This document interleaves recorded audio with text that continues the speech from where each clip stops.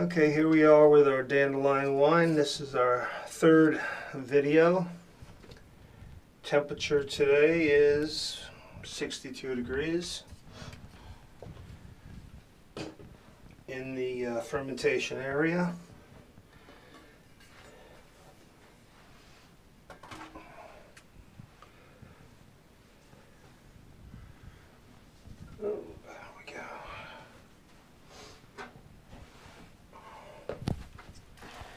And today I want to take and check the specific gravity and just show you, I've been mentioning specific gravity a lot, and for those of you who don't really know what I'm talking about, I thought, I would just show you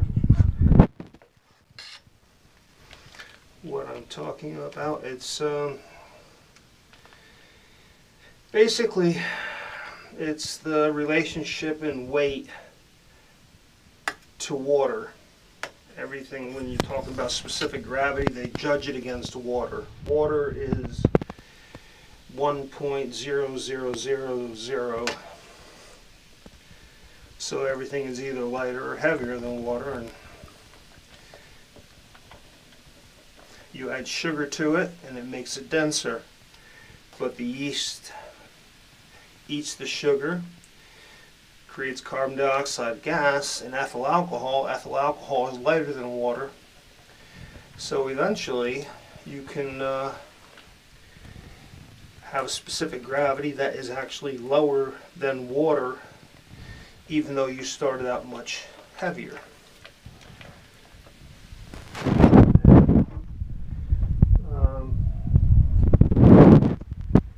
This right here,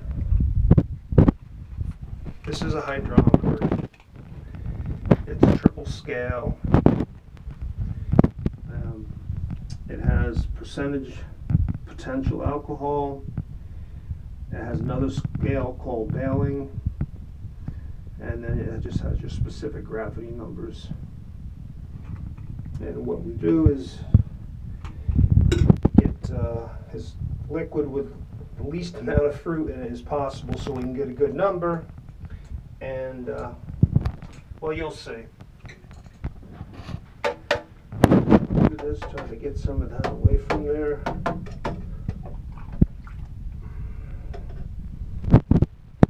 Let's see if this is enough.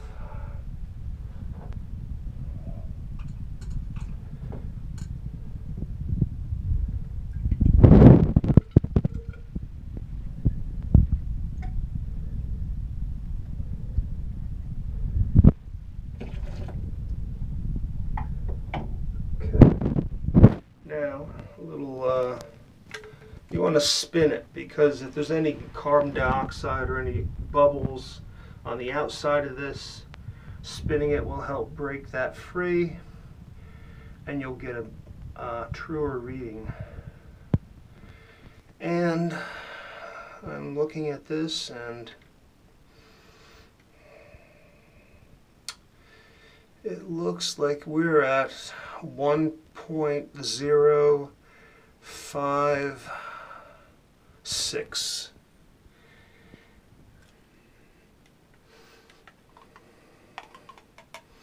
And since this was all clean, we're just gonna dump it right back in,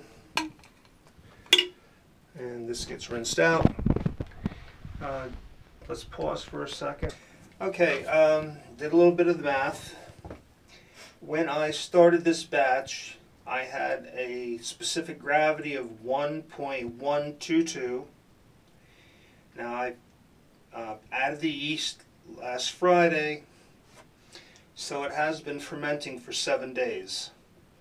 Now in the course of 7 days, it has dropped 0.066, which gives us 0.009 average drop a day. As I said earlier, 7 to 8 is a good fermentation. This is a little towards the upper end, and it's probably because the temperature here where I have the wine going is it's been above 60, it's been 61, 62. If it was in a cooler area, say 56, 57 degrees, it would have not fermented this quickly. So where I said usually this can be 2 to 3 weeks in a primary fermenter, the way it stands right now, I would say by next Friday I will be doing a video where I'm removing the fruit cap, and then I'm going to run it through a strainer, cheesecloth, and put it into the secondary fermenter, where it will continue to ferment for the next 6 weeks, and sediment will drop out. At that point, I will have to siphon it off of the dregs in the bottom, the dead yeast and fruit particles that drop to the bottom, and then clean out that secondary fermenter. Add a Campton tablet that either you can use sodium metabisulfite or potassium metabisulfite if you have a thing about sodium. Either way, they put sulfur gas is released, and that helps keep any wild yeast or any other thing from growing in it. But by this point, by that point, the wine is going to have sufficient alcohol where nothing else will want to grow in it anyway. So, and let me just see real quick.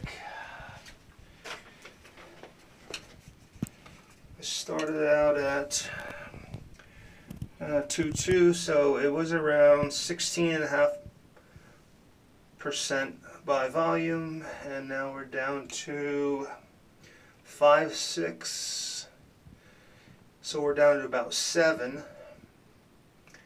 So already we have just about 10% alcohol over the course of 7 days.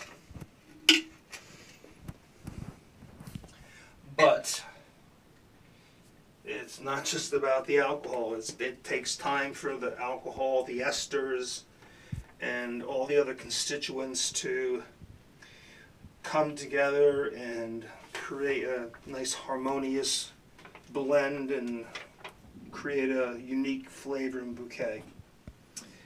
With that being said, I will see you next Friday when I am cleaning the fruit cap off. And until next time, this is Dandelion Homebrew. Oh, and I will be making red clover wine and red clover champagne once I have this batch in the secondary fermenter, for anybody who may want to watch that. Thank you for joining me.